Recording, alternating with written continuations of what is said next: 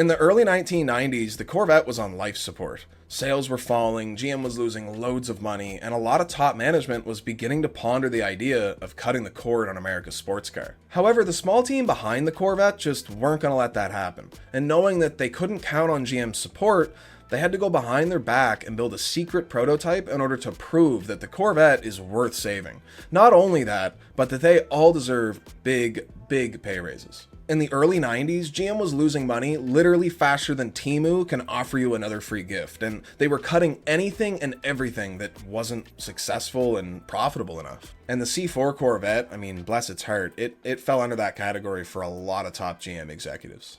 I mean, it was an expensive car to build, sales were plummeting, and despite it really trying its best, it just didn't stack up anymore against the more modern JDM and European sports cars of the time. And so just like that, it looked like the Corvette's days were numbered.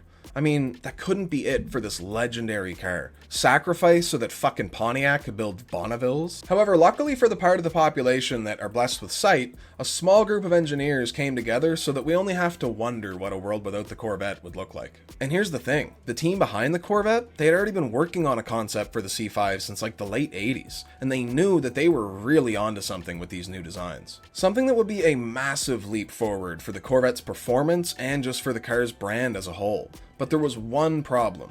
GM didn't want to pay. And so instead of waiting for approval, they did what any car guy does when someone says, hey, that's a bad financial decision. They went nearly broke building it themselves. So in 1993, Team Corvette, backed by Chevrolet management, started work on a secret prototype car codenamed CERV 4B, which stands for Chevrolet Engineering Research Vehicle. They started with a C4 Corvette shell, not to be suspicious of course, but underneath, this was the definition of a wolf in sheep's clothing.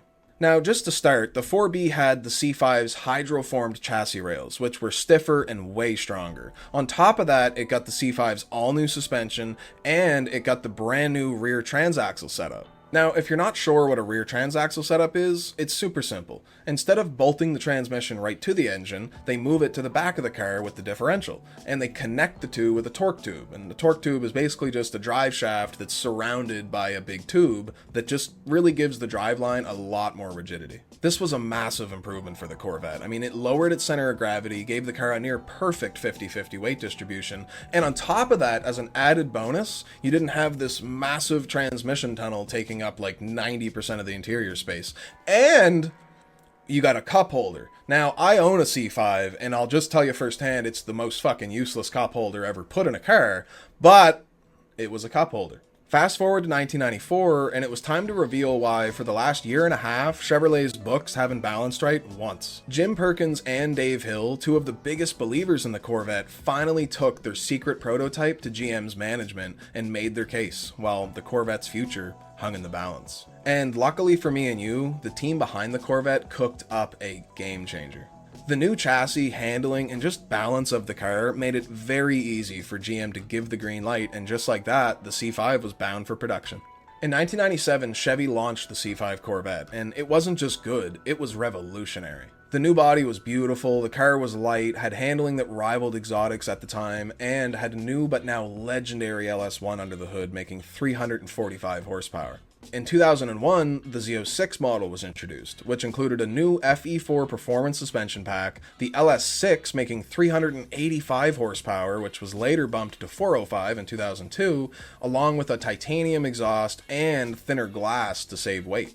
I mean, the Corvette went from being an outdated sports car to being a serious performance contender on like a world stage. I mean, the C5 really laid the foundation for what would come over the next 20 plus years. I mean, I personally work on C5s, 6s, 7s, 4s, 3s. I think the only Corvette I've never worked on is a C1. And let me tell you from first-hand experience working on these cars, from 97 to 2019, they're really similar. Like underneath, they're fucking really similar. That's how far ahead of its time the C5 was. They were still using the principles 25 years later. And if it wasn't for that secret prototype, this car likely would have never happened. So next time you see a C5 Corvette, remember, that's not just another Corvette, that's the one that almost never even existed.